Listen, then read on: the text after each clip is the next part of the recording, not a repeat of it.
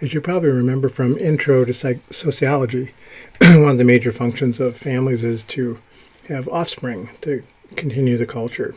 And this chapter is about what people do before they consider or have children, including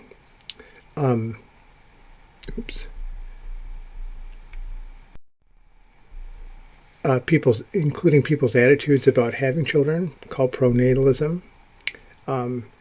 Depending on the culture that you're in and the historical fluctuations, the idea of having children kind of ebbs and flows.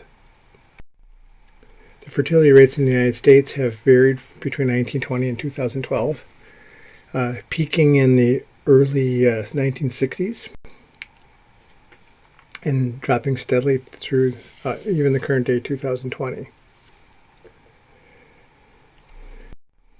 Fertility rates by race vary, Hispanics having the most per thousand births, 74, and Native American, Alaska natives having the lowest, 47.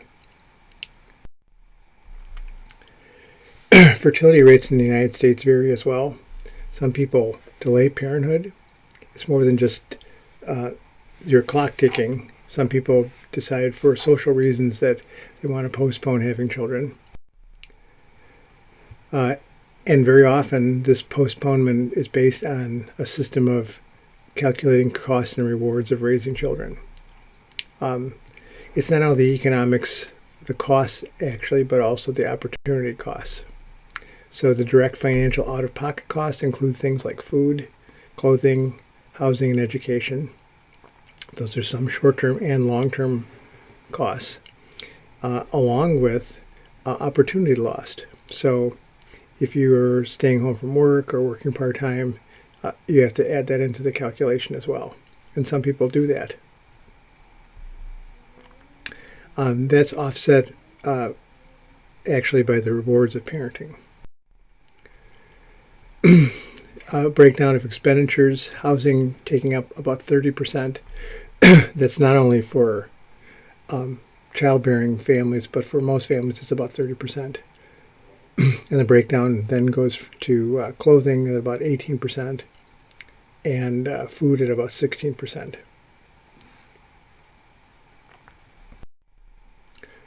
The percentage of women between the ages of 40 and 44 who do not have children has grown and decreased. It peaked in the early 2000s and is now at about 16%. There are some cases where people remain child-free, and sometimes that's caused by infertility, which is the inability to conceive a child. There are assisted technologies like ART, this is reproductive technology that helps to medicalize and ensure that a person is able to conceive if that's possible. You can look at the success rates, if you like, donor eggs and in vitro and ART techniques. The chart basically suggests too that the older you get, the lower the rate of pregnancy success. Those people that remain child-free often turn to surrogates, which is the act of giving birth to a child for another person or a couple who then adopts or takes legal custody of the child. Traditional surrogacy, the type of surrogacy where a man's sperm is implanted in the surrogate through artificial insemination. There's gestational surrogacy, a type of surrogacy where the intended mother's egg is combined with the man's sperm and implanted in the surrogate through in vitro fertilization.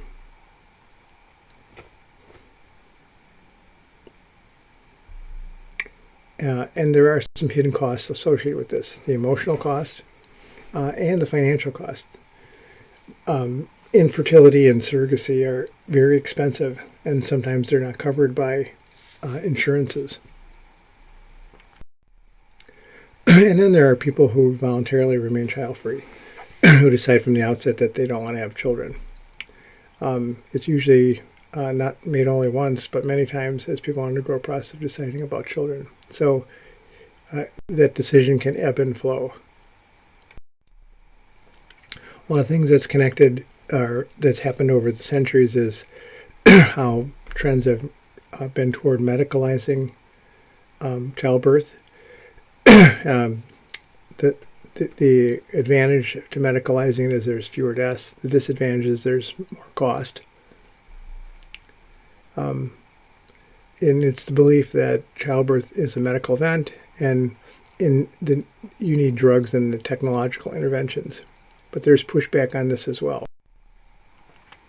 Sometimes couples want a more natural approach to childbirth, doing it at home, doing it in a birthing center, which are freestanding facilities, usually with close access but not affiliated with a hospital, where childbirth is approached as a normal, healthy process, which of course it is.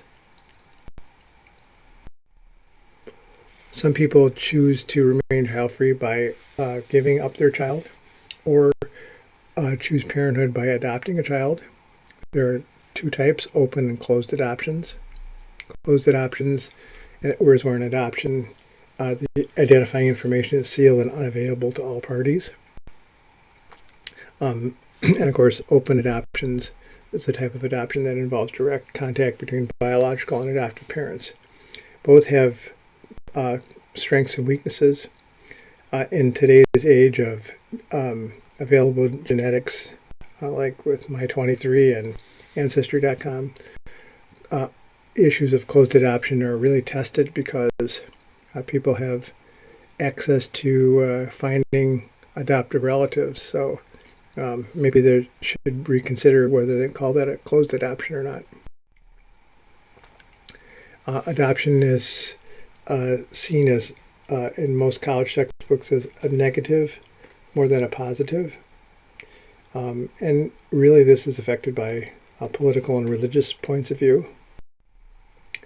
There are also other ways to adopt through public and private adoptions. Public, of course, goes through a licensed public agency, like in Illinois, it's Department of Children and Family Services.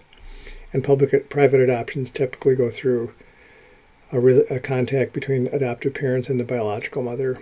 And this is usually done with the assistance of an attorney. Some issues that have come up over the years include transracial adoptions. That is, people of different racial groups adopting. It's more common today than it used to be.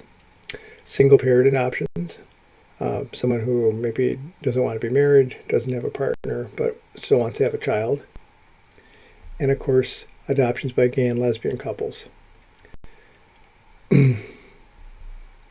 One of the least or less common ways of adoption is through international means. International adoptions this chart includes China, Russia, Guatemala, and Ethiopia. And by far China was the highest in the early mid-2000s. You'll notice on here that Russia in yellow has really dropped off to nearly nothing. This actually happened because of an incident between an adoptive couple in the United States and a child that was, they concealed the diagnosis from the parents and caused an international incident. So that's dropped off dramatically. You might ask the question, why is the transition so challenging? Well, there's lots of reasons. Sometimes it's because the person has to choose between career and the adoption, whether they want to have, parenting, whether they want to. And not men and women don't always adapt or adjust to the changes very well. Things that help the transition to parenthood include the Family Medical Leave Act, or FMLA. You probably heard of that. It requires employers with more than 50 employees to provide 12 weeks of unpaid leave to eligible employees, both men and women, to care for themselves or their immediate families with specific medical conditions, including pregnancy, including other health problems. Now, some countries have more than that. Some of the Scandinavian countries have up to 6 months of paid leave for either husband or wife, father or mother.